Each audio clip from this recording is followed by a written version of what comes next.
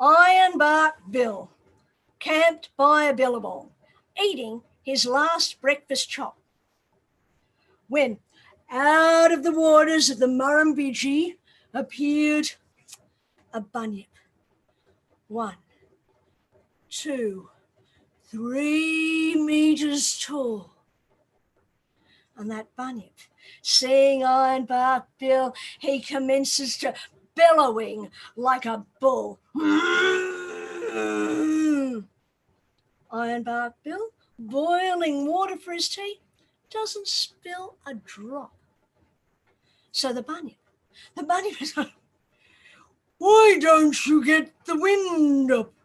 When I bellow like that at the camels, they run for miles. Well, I ain't got the wind up, and it's got nothing to do with me at. I reckon it's because I ain't a camel.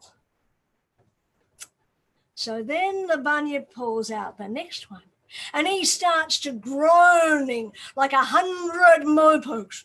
Moo-hoo, moo-hoo, moo-hoo. Ironbark Bill, brewing his tea, doesn't spill a leaf. Why don't you get the wind up? When I groan like that at the kangaroos, they hop for miles into the bush.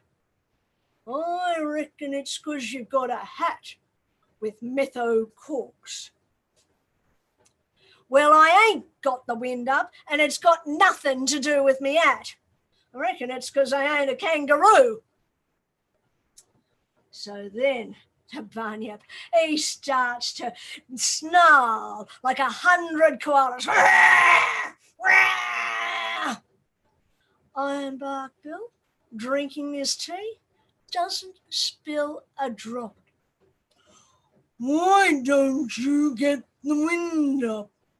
When I snarl like that at the cockatoos, they fly for hours.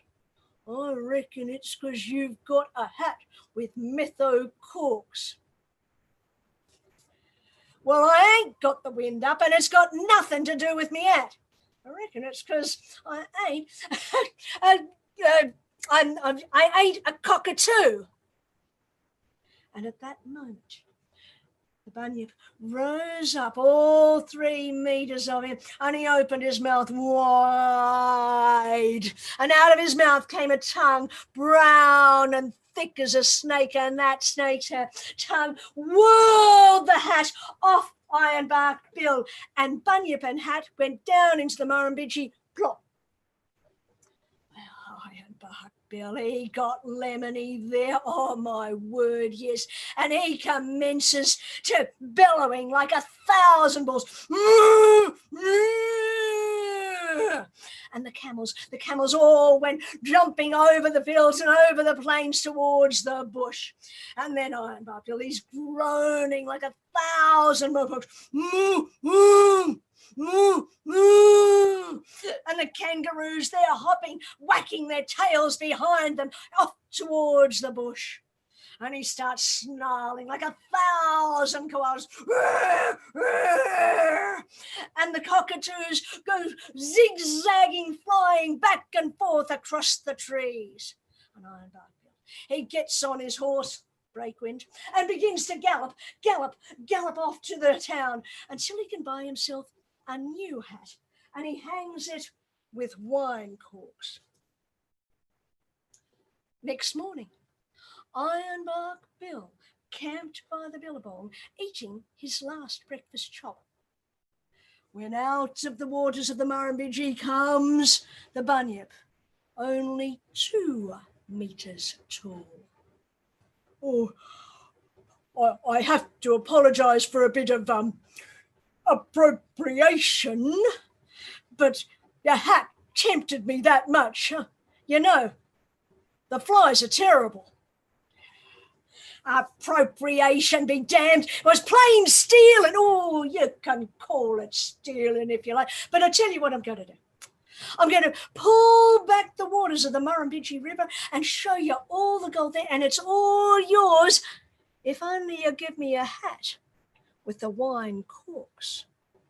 And with that, the Bunyip got bigger and fatter and wider and taller until he held back the waters of the river. And the river bed was laid open with all these nuggets, none smaller than a hen's egg, all laid out in front of Ironbark Bill. And he went down. But even as he held the biggest nugget of them all, the Bunyip got smaller and narrower and thinner and skinnier, and all the waters rushed forward until the hat of Ironbark Bill was swirled off his head. Ironbark Bill pulled himself up onto the banks of the Murrumbidgee River, and he was lemony. Oh, and he began to bellow like 10,000 bulls.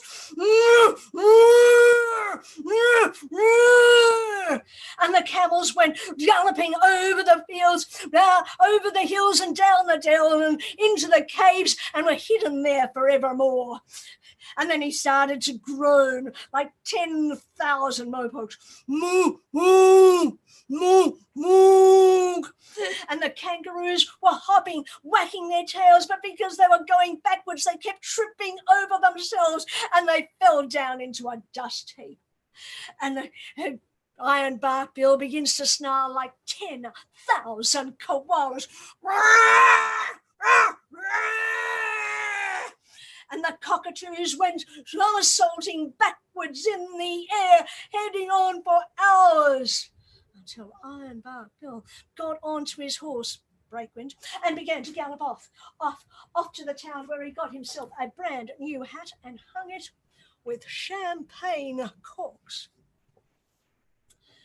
Next morning, Ironbark Bill camped by the billabong, eating his last breakfast chop, when out of the rivers of the Murrumbidgee River there came the Bunyip, barely 1 metre tall now.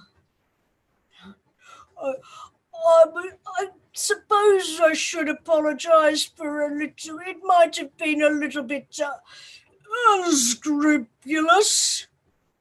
Unscrupulous be damned. I was plain stealing, and you know it. No, don't rouse on me. Dave's a good fellow. I mean, a Bunyip can't take a trick with the likes of you. I mean, after what you did last night, how am I ever going to scare the camels or the kangaroos or the cockatoos ever again? You run me out of business. I give up. And with that, he tossed back onto the bank of the Murrumbidgee River, the hat with the champagne corks, the hat with the wine corks, and the hat with the metho corks. Ironbark Bill put the hat on his head, the old one, the bashed one, the one with the metho corks, and he set off along his dusty trail. And as for the Bunyip, he disappeared down into the Murrumbidgee River, plop, and was never seen again. And that's why you'll never see a Bunyip to this very day.